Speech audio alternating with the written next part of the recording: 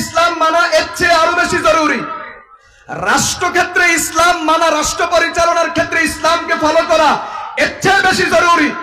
রাজনীতির ক্ষেত্রে ইসলামকে ফলো করা এর চেয়ে কোটি কোটি গুণে বেশি জরুরি। কথা বলেন ঠিক কিনা?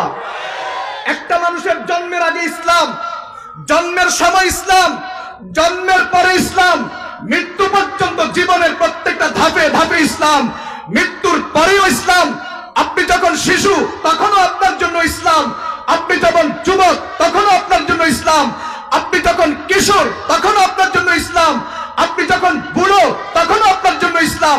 অর্থাৎ আপনার জীবনে প্রতিটা সেকেন্ডে, মিনিটে, প্রতিটা দিন, প্রতিটা বছর, প্রতিটা মাস, মৃত্যু পর্যন্ত প্রত্যেকটা নিঃশ্বাসে নিঃশ্বাসে ইসলামের পক্ষ থেকে পরিষ্কার নির্দেশনা আছে।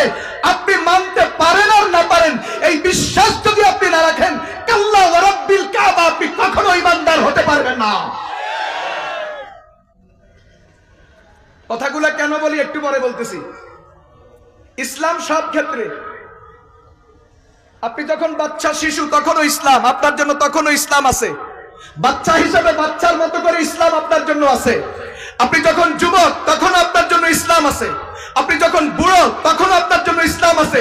আপনি যখন মৃত্যু শয্যায় শায়িত তখনও আপনার জন্য ইসলাম আছে। কথা বলেন ঠিক কিনা?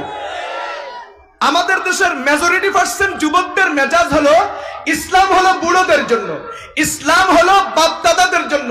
আমাদের জন্য যুবকদের মতো, আমাদের মতো যুবকদের জন্য, রক্ত গরম যারা এদের জন্য ইসলাম মানার দরকার নাই। ইসলাম এদের জন্য না, ইসলাম হলো বাপ-দাদার জন্য। ইসলাম ছেলে আর নাতির না, ইসলাম কার? ইসলাম বাপ-দাদার। এটা যুবকরা মনে করে যে ইসলাম বাপ-দাদার জন্য, ছেলে আর নাতির জন্য ইসলাম না। কথা বলেন ঠিক কিনা? আমি আপনাদেরকে একটা উদাহরণ দেই। কিছু অপরাধ আছে, এটা এক ধর্মীয় অপরাধ আরেক ধর্মীয় অপরাধ নয়। ভালো করে শুনেন, কিছু অপরাধ আছে যেটা এক ধর্মীয় অপরাধ আরেক ধর্মীয় অপরাধ নয়। আর কিছু অপরাধ আছে যেটা পৃথিবীর প্রায় সকল ধর্মেই অপরাধ।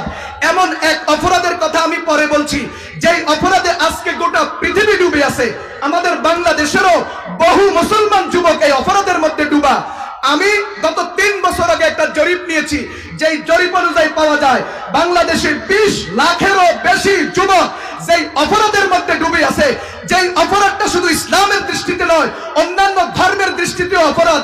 এই অপরাধের নাম হলো অনলাইন জুয়া। অনলাইন কি বলেন?